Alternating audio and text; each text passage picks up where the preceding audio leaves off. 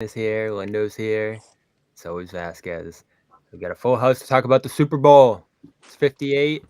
It's Chiefs. It's Niners. It's a good matchup. I like what we got here. I have a hard time calling it, so I'm going to mostly let these guys hit on it here. The spread, according to our official sports wagering partner, I believe is at 2 last time I checked. Does that sound right, Vasquez? Yeah, that sounds about right. We have on the Super Bowl, you'd think it'd be on the front page. Two and It's a one and a half. half. Two and a Two half and a leaning half towards right San now. Fran, correct? Yeah.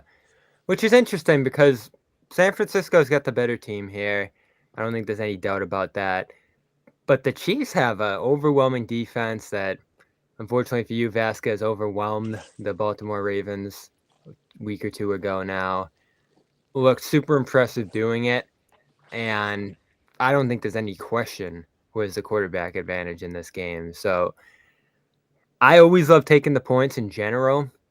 Now, in terms of who actually wins the game, I do think that's more of a toss up here.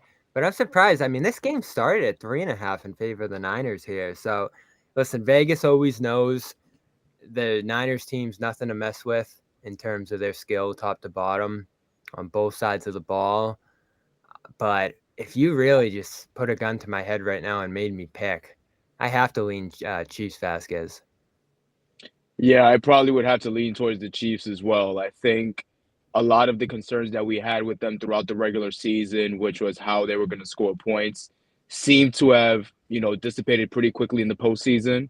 Rashi Rice has been a fantastic wide receiver for them, and that was really the big concern. And when you got the best quarterback in the game in Patrick Mahomes, with all due respect, who is a multiple time Super Bowl champion, multiple time Super Bowl MVP, it's really hard to bet against them in these moments. Window, where's your head at on this game? Close. I'm gonna go Chiefs because I just think they have everything going for them right now. Um, if you want to go conspiracy theory, it's that they've been building up with Taylor Swift this whole way just to make sure that she gets the victory. I'm serious. Even though it's right, she's not on the screen. All of the media is surrounding her every week. Um, so in terms of the actual players, it's just funny that this was the year that we said the Chiefs really don't have a team. I mean, their offense has gotten as bare as it could. Who is he throwing to? How good is Clyde Edwards-Helaire and Pacheco? And then you get to the playoffs because, of course, they're going to make the playoffs, and he's unstoppable like usual. I mean, we even got Valdez Scantling daggers 2 games in a row. So this defense has been stonewalling teams. I think it was second in the regular season. They've been super good, but so have the 49ers. And what the 49ers have that's either an advantage or a disadvantage is that they've been a second half team back to back weeks. So if it looks like they're not coming out swinging, that's not any real indication based on how they've played over the last few weeks. Typically, it's a bad sign if a team plays to the level of their opponent. It shows that they don't really have the spirit within themselves. They're looking for external sources to, show how good they can be or should be. But they're showing it every week. It doesn't matter who the opponent is. And they lost some bad games this year, but so did everyone. And when it comes down to now, I'd have to go Chiefs because Pat Mahomes is the better quarterback. If you need a guy who has to make the plays himself, he can't just rely on his weapons. It's Patrick Mahomes, and he's got weapons. Pacheco has definitely increased his value over the last few weeks. He is running harder than anyone I've seen this year. Rashi Rice has been a breakout. Valdez Scantling can catch, and Kelsey's over the injury concerns, and he's catching too. Kelsey went So off last week. yeah, and I think the highlight play for me that just showed they always figure out the play and the call. They always figure out the play is that Mahomes got hit on a pass. He threw a wobbler up on a 3rd and 5, I think, and Kelsey went and dove for it and got it when he thought that's they're gonna have to punt. So I'm going Chiefs on this. They just have it all. Yeah, for me, I would say you look at how the 49ers played the last few weeks. And I mean, you could say they played down, but you could also say those teams lost the games. The Packers, the Lions, they had chances to close those out. And you look at a team like the 49ers, they're built, not looking at Purdy, but everyone but Purdy, they're a very solid team on all sides of the ball. And when you put that up against the Chiefs, and against the Chiefs, and I know they have Pat Mahomes, you want to just say, I'll go with the quarterback. But I think the 49ers will figure it out. And although you could say they played down to their opponent, those teams lost those games. I trust with what they built, and I trust them actually being able to figure out Mahomes ultimately and figure out that defense. And if there's one team to beat that Chiefs defense, I'm taking the 49ers. Yeah, it's a fun matchup. I'm glad this is what we have here because it's more interesting with Mahomes in it. I think I did love that Ravens team, and the Chiefs certainly went through tough competition to get here, and I think had doubts in every round just about in this team. And I didn't love them during the year either. You talk about the weapons, you talk about how bad they looked right from opening night and that drop-heavy game against Detroit. So this will be an impressive one. I'm not ready, Vasquez, for the Brady discussion, like a lot of people like having here if he does come through in this one. But in terms of how many he's knocking off here in the first, what is this, his fifth year? It's his 6th year currently. 6th year. So that's impressive if he's coming through with a third ring in a year where his team was pretty doubted here. And I think he's going to do it. Niners, whether you look at that Packers game where they got run on like crazy and even last week had to come back from down big in that Detroit game. I don't love the way they look coming into this one. They were a little banged up too, Lindo, right? I know McCaffrey has been getting treatment on the sideline like crazy in some of these games. Debo was banged up at one point, right? And Purdy. Debo was out. They took him out. I'm a Purdy fan. The record, I don't think you can knock it. But he's not Mahomes. I don't think anybody's disillusioned by that. So I don't know. Maybe I'm wrong here. Again, Vegas always knows they're leaning Niners. Chiefs bets are digging a little bit into it. But I feel pretty good picking the Chiefs here, especially getting points, Lindo. Yeah. Again, I don't want the Chiefs to win. I would hope that the 49ers do win. Are you not a Chiefs guy? Do it for Mac Dre. No, I hate Mahomes. They, like I said before, they always get the call. So Mahomes. Did you see something like 50 interceptions or something like that have been called back penalties over the last 6 years? So his career, it was quarterbacks who have had interceptions called back for penalties. Second place was Josh Allen at 7, and first place was Mahomes at 53. So it's like he always gets the call. And you think back to the Jets game, they're down 3, they're driving down the field, and it looks like there's going to be a pass interference. The corner, I forget who it was, he takes his helmet off, which is a penalty in itself, walks up to the refs and says, that's not a penalty. No penalty for the helmet, no pass interference. The Chiefs win the game. They always get those little pushes, and Mahomes does everything else. So I hope they lose. I just don't think it'll happen. Do it for Mac Dre, 49ers. What gives you confidence in San Fran, Dan? I mean, I think you look at how they played for most of the year. They've been a dominant team when healthy. And I think we've seen their lineup offensively. Debo's been in and out. McCaffrey's been a little banged up, where you could give them that excuse. And I think I'm going to give it to them with these past games where they haven't started the game strong. But, it's the Super Bowl. They're going to be prepared. They know what the Chiefs have on offense. They know what the Chiefs have on defense. And in a dome, too, which I think helps them a little bit. And I think also when you look at the Chiefs, they have Mahomes, they have Kelsey, but those wide receivers, you can't really count on them. And that's been something that's been the case all year. I know 49ers. Better, though, as Lindo mentioned. Rice has gotten better. Valdez-Scantling stopped dropping. They've shown up these past few games, but it's the Super Bowl. 49ers do still have a very solid defense. And I know they're not great or haven't been great at stopping the run, but I think you can kind of key in on the Chiefs offense, on those sort of big play guys like Pacheco, like Kelsey, and, Mahomes, maybe he pushes them over the top. But I think if there's a team to beat them on this stage, I think it's the 49ers. You want to throw a score out there, Vasquez? I will say Chiefs 26, Niners 24. 2. I don't anticipate it being a blowout because both teams are just generally too good. And the defenses will probably keep the scoring down just a tad. Now, 22 points. If that's considered a little bit, that's just the state of the league now. Yeah, I don't see it that being that high scoring in offense. I don't see it that being that low. Yeah. Interesting. Yeah, that'd be a pretty good game, I think, in the 20s. And who would you, if you had to put on MVP window, who would you go with? Patrick Mahomes. Yeah, Patrick Mahomes. On the reverse side, it probably won't be Purdy. It'll probably end up being They always give whoever it his to the best damn performance quarterback. is. Yeah, but it'll probably be whoever puts the best performance on. And it's a situation which is unusual in recent memory, where the running back has a significantly higher pedigree than the quarterback does for the 49ers, where Christian McCaffrey is pretty much seen as the best, if not, top 3 running backs in the league. And Purdy, for all the game manager talk and whatever, he's played well and he's been creative, but no one puts him at that level. So it's a situation where everyone regards McCaffrey as the top dog, and Purdy is the guy who's just helping him along there.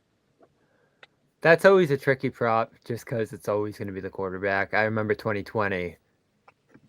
I thought that was the year defensive player might win it. And I think they deserved it in that Brady Bowl over Kansas City. Like a Levante David or someone like that. But Brady got it. So I lost that bet and got pretty good odds on it. I'm not expecting anybody on the defense because I do think that they're going to be scoring this game. I don't anticipate it being a low-scoring game, even though both defenses have been great. Both offenses have been outstanding. So I don't anticipate it being a defensive play. Mahomes plus 140, Purdy plus 200, McCaffrey plus 440, Kelsey, who I can't imagine unless he just goes off, plus 1,700, Debo 2,500, Pacheco 3,500. Yeah, it feels like it'll be a quarterback here. If Pacheco wins MVP, what was Mahomes doing if Pacheco? He must have got hurt. Who's the backup right now for the Chiefs? He was playing. That's what. How about Harrison Butker, 50,000? Oh my God! How many field goals would he have to hit? Like 10? It would be probably. It would be one of those. They get the wind blowing in the dome, and have him kick a 70-yarder through. Yeah. That guy misses field goals all the time, and then you get to the playoffs, and he never misses. Ever. That's ridiculous. Isn't he on a streak right now of 50-yarders? I could be wrong, but I think he's on a hot streak right now. I wouldn't doubt he when it gets to the playoffs, he never misses. It's ridiculous. It's something about these Chiefs. Some teams just have that playoff mettle, that playoff wherewithal, and they got Andy Reid. That's a playoff winner right there. Number 2 all time, right? Something like that. Are we calling them a dynasty if they win? Oh, there's no doubt. He's consecutive. I mean, the Pats won 3 out of 4 those years to begin the Brady era. This would be 2. That's not a dynasty. It would be 3 out of 4 or 5. 3 out of 5. No, wait, hold on. Because 19 was 54 was the Chiefs, 55 was the Bucks, 56 was Rams. I think it's 3. It would be 3 and 5. Okay, that's not a dynasty. 3 and 4 is a dynasty. Mostly the same group here, at least core players across them. So, and the coach, of course, as well. That's actually what's interesting. It's the rematch, but this 49ers team definitely better than they were then. And yeah. As much as people give Brock Purdy hate, he's much better than Jimmy Garoppolo. That's just it's just a fact. And he's better than Colin Kaepernick was back in 2013, was it? Garoppolo blew it in that last one too with the overthrow. Dan, any individual performance you would bet on here? I'm thinking if the 49ers are going to have a good game, Ayuk is going to need to really show out. And I feel like that's an underrated top performer for them. Debo Samuel, if he's going, he's not going to be at 100%. and it's easy to pick McCaffrey, but I think they're going to need more from their whole offense to kind of overcome the Chiefs. So I look at Brandon Ayuk as a potential top performer. Ayuk 30 plus in each half plus 250. That's not a bad one there. Ayuk and Kelsey 200 plus combined 400. Don't mind that one either. It's a great game to bet on. Always a big one for me every year. Of course, Fanduel going crazy right now with the offers. Head over there. I know Gronk's kicking the field goal too. Think he'll make it this year. We'll see. But they're giving 200 in bonus bets is actually the offer right now when you make a $5 bet. Great day to cash in on that. Go over there. 21 plus President Massive course. Bonus bets expire in 7 days. $10 first deposit required. Restrictions apply. Check out sportsbook.fanduel.com for all the details. And of course, head over there to fanduel.com/Boston to get those $200 in bonus bets. Of course, the trade deadline comes up first Thursday, just 2 days away, Lindo. Not a lot of buzz, but most of it centered around your Lakers. They have their eye on everybody, as always. LeBron, the GM, is cooking stuff up. But shout out to the team for stepping up and winning a huge game in Boston, an impressive one. One of the more surprising upsets of the year, I feel like, because Boston was fully loaded for that one, I think outside of Horford. And they just smoked them. D'Angelo Russell's on maybe the best tear of his career. Austin Reeves is finding some great footing right now. I think all along we knew Reeves wasn't going to move. But Russell seemed out the door with Rui and whatever else they could package for, maybe a DeJounte Murray or some other guard. Bruce Brown, I know, is a name that's been kicked around as well. Credit to Pelinka. Last year he spun magic this time, getting Russell in the first place, moving off Westbrook. And even getting Vanderbilt as a throw in there. Now, Vanderbilt is down for a while now, it looks like, with the foot sprain. Not for the year, at least according to the recent reporting, which is huge if he can get back, because he looks super important, especially going up against a good opposing wing here. I know you've lost a lot of hope in this team. But with LeBron and Davis 100%. rolling at the level they are, I just can't quit them, especially if they're going to be going up against one of those unproven teams at the top of the West. I've told you the same thing for weeks, and I've totally given up on the team. But I've told you the same thing for weeks. They're going to make the playoffs because LeBron's on the team. They'll win the play-in, and then they'll play whoever, and I don't see it. You think if they go up against Oklahoma City round one, they'll lose? Where's OKC right now? 2? Yeah. Yes. OKC is 2. I don't know. The real thing is that they're all young because they're just a better team. The real thing is that they're young and you're going against LeBron, and hopefully Anthony Davis has been healthy as he's been this season. I'm not in the position to really do that. I just know that how they look game to game basis across the season, it hasn't been swell in Los Angeles.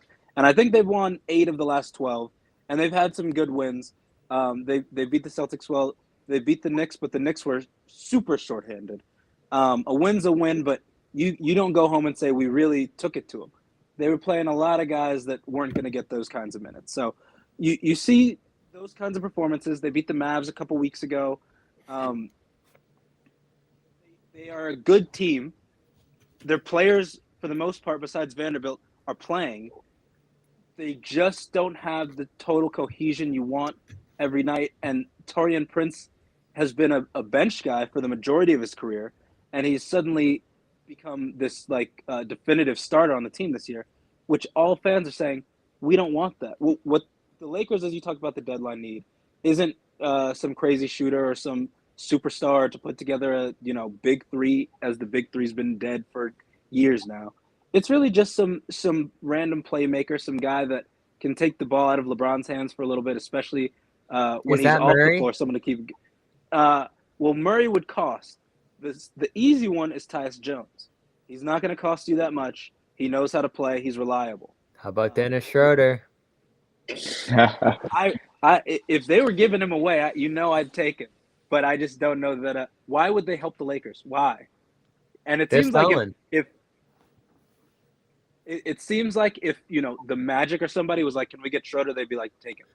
But if it's the Lakers, they're like, "We'll have to see about this." Masai doesn't want to give out any free handouts. Right. It took him years to get rid of OG, and he's still got some guys back, even though the Knicks have flourished with OG recently. And OG is injured now, of course, and Yeah.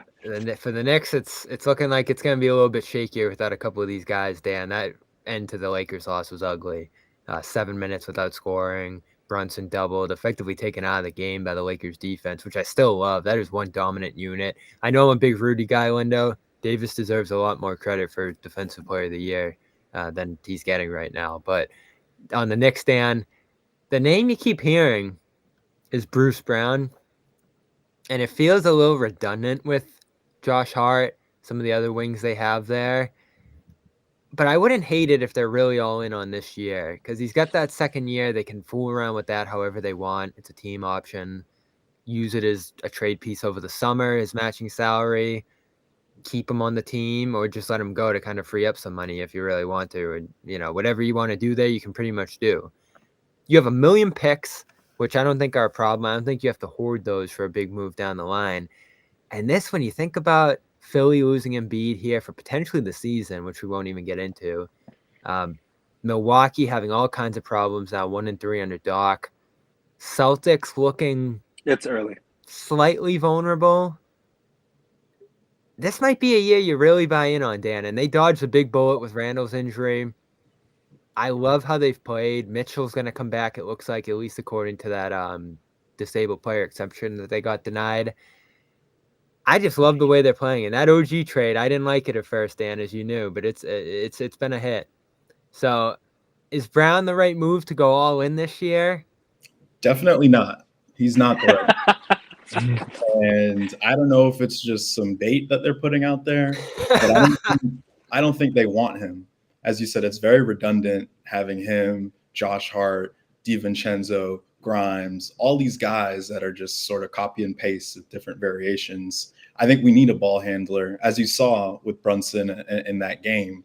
I mean, you could have Randall on the court with him. That would take some pressure off. But that second unit, Murray team too. Murray's been kicked around.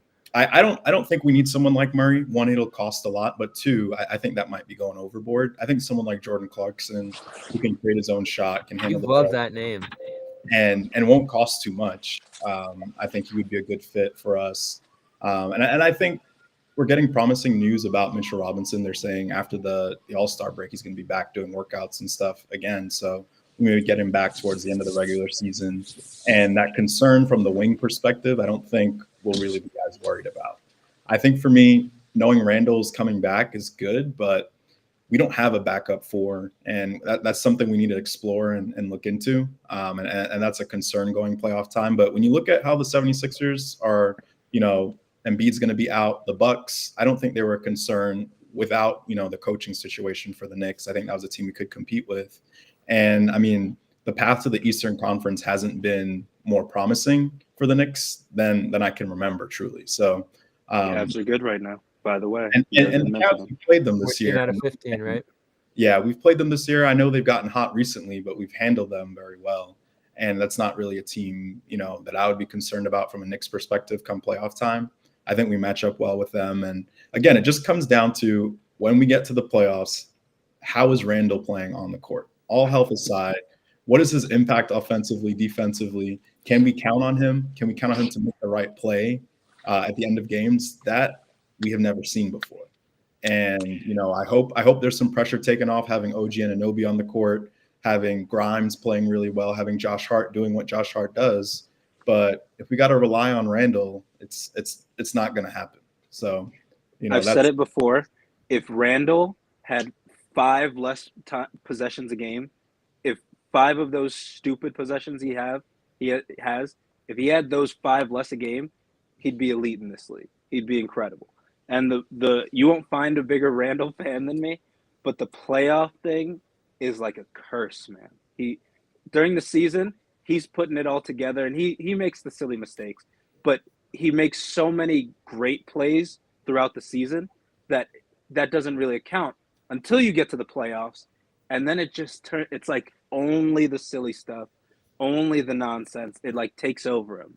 So hopefully, if the Knicks do something, hopefully it's to get the possessions out of his hands for when he's going to make, take a contested 3 with time on the clock, random turnover, etc. And I think a guy like Clarkson and also a guy like Brogdon, those two guys would be really helpful coming off the bench in the second unit, or even giving Brunson some blow from the starters, allowing him to get some rest. I think those are two guys that I'd love to see. Bruce Brown, he won't really change things for us in that respect. And there's a lot of talk that a Brogdon won't move. And they're holding on to Rob, it seems like, because the Rockets went and got Steven Adams instead. So maybe that's true. But Smart's supposedly not moving in Memphis. I even wonder how aggressive the Hawks are going to be in selling here, because they're certainly in the tank, but they've been very resistant to actually move in the past, especially this time of year. So They're not in a tank. They just won a couple good games in a row. They lost to the Clippers last night, but they won some good games. yeah, but their record's in a bad place still. Their record for, like, if you look over decades, is like 500. So the Hawks just don't win. They don't want to pull a Bulls, which we know the Bulls aren't training anybody. Although a little DeRozan buzz right now. We'll see what happens there. Thunder aren't going to do anything, Vasquez. I think my Celtics probably are going to be pretty inactive too, barring any surprises here.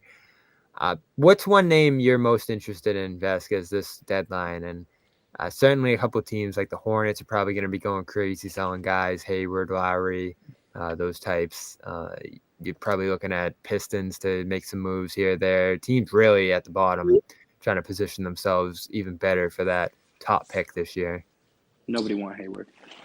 Yeah, I mean, honestly, as far as the Thunder are concerned, I don't really think we need to make any moves. I think we're far ahead our timeline as is.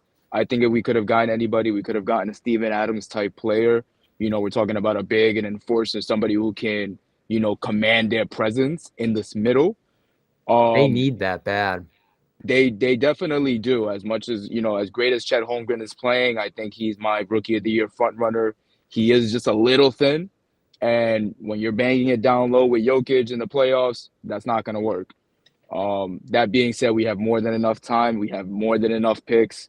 And we have a GM that knows how to make the right moves. So impressed do we trust. Yeah, and he's prone to surprise people too. Celtics, I'm looking at a 4. You know, I love O'Shea, love what he's doing this year. Don't know his readiness level for the playoffs, especially last 18-ish. I think he's shooting 23% from 3. I'm still in that camp that they're going to miss Grant when push comes to shove. And that's an interesting one too. I guess the Bucks are looking at Grant. Bucks have looked at Smart. I think the Bucks are going to be super aggressive. They obviously got aggressive in firing Griffin to bring in Doc here, and that's about as aggressive as you can get. So they're certainly going to swing 4 or 5 second-round picks for a guy if they can do it here. So I think Thursday might surprise us in terms of how aggressive teams end up being. Real quick, Lindo, I'll let you handle this one. I walked into practice today, and another Celtics writer told me, man, what's going on with your Qs? And I'm like, I know, they lost to BC. I know. I'm like, it keeps getting worse and worse. And he's like, no, someone got kicked off the team. And it's true. Benny Williams, he's been suspended or benched so often this year that I don't know what this actually ends up doing to the team. But he was supposed to be a piece. He was supposed to be a factor here. I don't know how it all went so wrong. And this was across both Boeheim and Red Autry's tenure here. And clearly he just made so many mistakes, infractions, whatever it was, that led them to just cut him loose. And the second sentence of the statement, Lindo, is pretty funny. Everybody wishes Benny Williams well. Yeah, I mean, teams always say that. Companies always say that.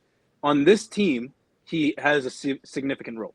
So it doesn't matter how well he's been playing. You still needed him out there. And what do I always say, Bobby, about a coach when he loses the locker room? What do I always say? He's got to go. So as he was dismissed, you saw the entire team in the comments, broken hearts, sad, pissed, can't believe that he got kicked off. So when you see stuff like he started the season off, violation of team rules, he's suspended. You see stuff like versus Wake Forest, I forget which game, he's tearing he's ripping his jersey off as he's leaving. He's bumping shoulders into red, walking to the bench. It was clear that there was a disconnect that it could not be healed with Benny staying on this team. But it's also clear that the team, the players, they didn't want him gone. So what to make of that? Brent Axe didn't have any insight at this point. He said, "I don't know. I just know it's been the mix of things, and this was the last straw, whatever it was." So, this is to dismiss a player in the middle of the season, and he's not like on drugs or like arrested. It's a big It's a deal. bad look for the team now, for the recruits you're looking for next year. And at present, Syracuse only have 2 recruits coming in, and they have no one else on the offer sheet that hasn't been decided yet. So it's not a good look. But it's also, this is a team very much in discussion of going to the tournament right now. Very much. They were. They It's don't have slipping, a, though. It's they slipping don't have a, fast. yeah, they don't have a lot of great wins, but they don't have too many bad losses either. Boston College, that wasn't good. Wake Forest, ooh. The But Virginia Tech one, too. Florida State. I think Florida they have State, enough rather. losses to keep them out of the tournament. when you look at it, they are a team that's still, if not, they were clearly in the tournament. Now they're in the bubble. This is a team that's still in position to make the tournament. And so when you have stuff like this, you don't know how it's going to affect the team. They have a game tomorrow night, I think against Louisville. We'll see how they play tomorrow. If they play tomorrow like nothing happened, okay. But eventually, you're going to need something in that Benny role, and we just haven't had a lot of guys that can bring an impact this year. So we'll see if they make the tournament. That'll be special for Red in his first year. How far they'll go with this team, I don't know. But right now, it's just, can they finish this season out, play well in the ACC tournament, and make the tournament this year? In a vacuum, I don't think it's a huge loss, but you're right. What it represents, Lindo, what it says about the coach, where they're going. It's not great. In his first year, halfway through a season, he dismisses a player. Yeah, no, and he's That's had not trouble, like I said, under Boeheim. Last year, he was solid, but on a very bad team. This year, up and down and rarely available. So it's strange. It's not good. And it comes at a time when they're reeling a little bit here. And as you said, the reaction from the team wasn't great either. So we'll see what happens here. Just want to throw this in at the end. Thanks for stopping by, guys. Good episode here. Excited for the Super Bowl. We'll be back next week with some more conversation. I want to get to one of our topics in the chat as well, but we'll do that another time. Lindo, Dan, Vasquez, good talking to you guys. Check out the podcast, Spotify, iTunes, Stitcher, wherever you get it. Dome Theory. And this has been a group chat edition. We'll see you soon.